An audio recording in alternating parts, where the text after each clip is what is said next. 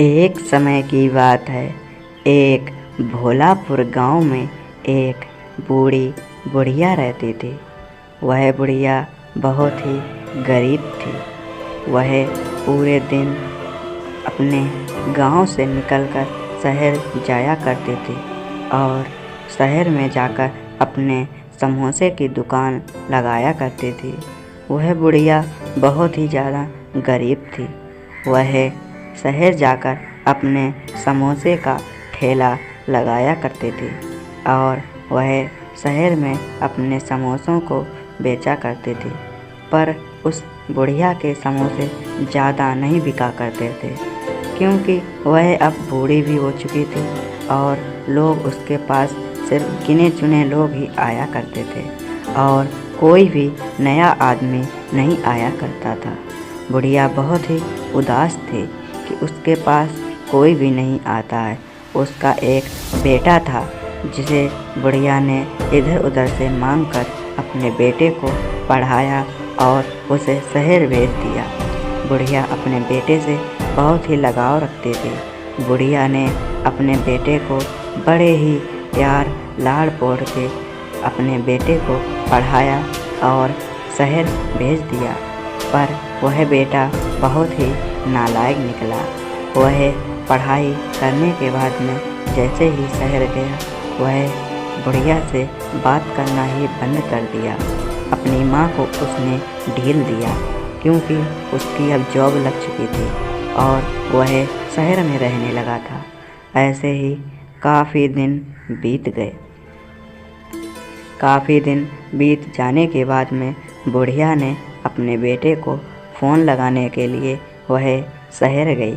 वह अपने गांव के रास्ते से होकर अपने शहर जाती है, क्योंकि उसे अब अपने बेटे से बात करनी थी, इसलिए वह शहर जाती है और शहर जाकर वहीं एक कॉल सेंटर पर अपने बेटे से बात करने के लिए वह जाती है।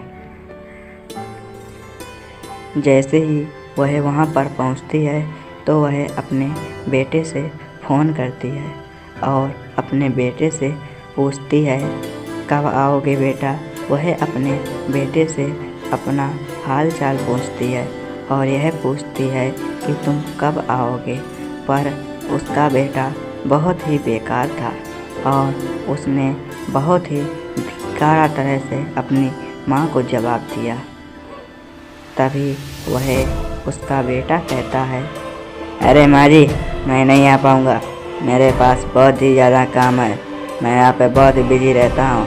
वैसे भी अब मैं गांव में आकर क्या करूँगा, मेरे पास अब बहुत काम है, मैं नहीं आ सकता हूँ। अब आप भी फ़ोन मत किया कीजिए, मैं डिस्टर्ब हो जाता हूँ। वह ऐसा कहता है। तभी बेचारी बुढ़िया अपने उदास मन को लेकर अपने घर चली आती है और उसके पास अब बहुत ही ज़्यादा कर्जा हो गया था। उस बुढ़िया ने इधर उधर से मांग कर अपना गुजारा करती थी। कभी सेठ के पास जाकर रुपए मांगते थे, कभी किसी और के पास जाकर रुपए मांगा करते थे।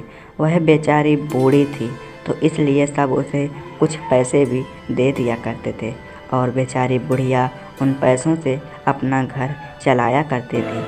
वह अपने घर जाकर अपने समोसों को बनाती थी और सुबह अपने समोसों को शहर में जाकर बेचा करती थी। बुढ़िया अपने घर जाती है और जैसे ही शाम होती है तो वह अपने घर जाकर अपने समोसों को बनाती है। उसका घर बहुत ही कच्चा था। वह अपने घर में वहीं पर समोसे बैठकर बनाने लगती है। तभी वह एक दिन मन ही मन ऐसे ही सोचती रहती है और समोसों को भी बनाती रहती है। तभी जैसे ही प्रातः काल होता है तो वह तुरंत शहर की ओर रवाना हो जाती है। वह शाम को पता नहीं क्या मन में अपने सोचती रही थी, इसीलिए वह सुबह होते ही कुछ ले आती है और अपने घर लाकर वह वहीं पर महादेव की स्थापना कर देती है, क्योंकि वह महादेव की मूर्ति को लेने के लिए गई थी और अपने महादेव की वह वहीं पर पूजा करने लगती है। और अब तो वह सिर्फ महादेव की पूजा ही किया करते थे और बचे हुए टाइम पर शहर जाकर समोसे बेचा करते थे। वह समोसे बेचने के लिए जाती थी तो उसके समोसे कोई भी नहीं लेता था। उसके पास गिने चुने ही आदमी आया करते थे। अब वह बेचारी बहुत ही दुखी थी। वह रोज़ शाम को आते और अपने शिव जी की पूजा किया करती थी और बस यही सोचती रहती थी, हे भगवान मेरी मदद कर दो, कोई फरिश्ता भेजो, मैं कैसे अपना जीवन व्यतीत करूँगी। तभी वह एक दिन समोसों को बेच रही थी। तभी उसके समोसे एक भी नहीं बिकते हैं। ऐसे ही काफ़ी देर हो जाती है और तभी थोड़ी देर बाद में वहाँ से एक बच्चा आता है और वह बच्चा उस बुढ़िया के पास जाता है और कभी कहता है, माँ जी मुझे अपनी दुकान पर रख लो, मेरे पास खाने के लिए कुछ भी नहीं है, मैं आपकी सारी मदद कर दूँगा, बस आप मुझे अपनी दुकान पर रख लो, मैं आपकी सारी मदद करूँगा, आपके समोसे भी बनवा दूँगा और आपके समोसे बेचने के लिए भी आऊँगा, बस मुझे अपने शरण दो।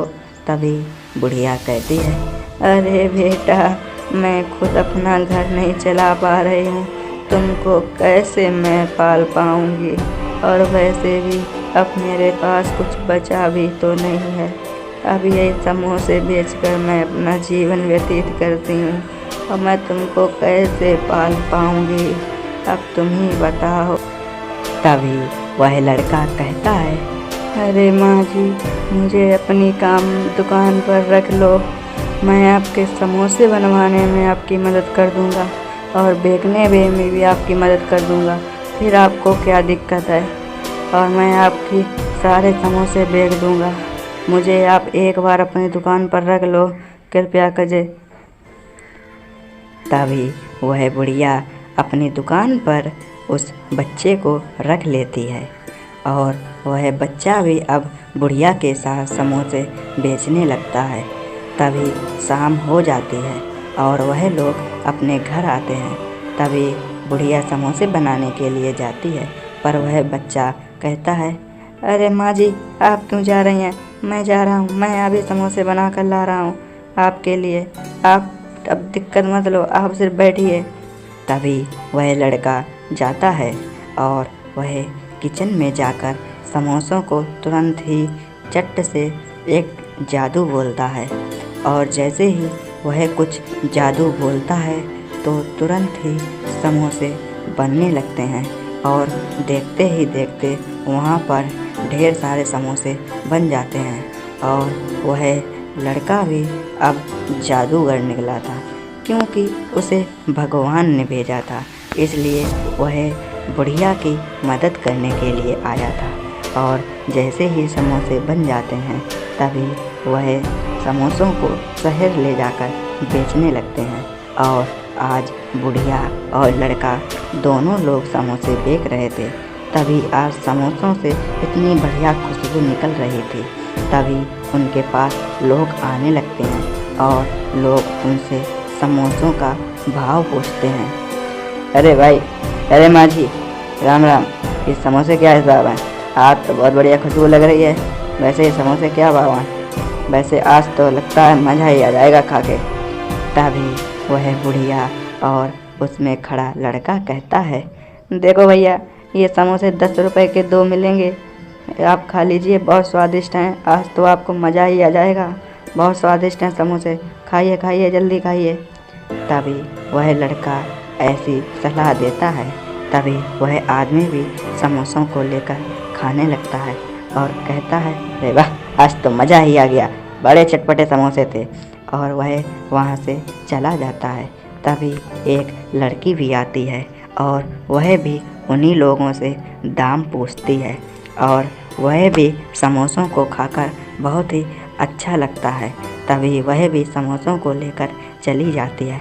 आज तो उसके सारे समोसे शाम तक बिक गए थे और देखते ही देखते जब तक शाम हुई तब तक उसके सारे समोसे बिक चुके थे, क्योंकि आज उसकी दुकान पर बहुत ही ज़्यादा भीड़ लगी हुई थी।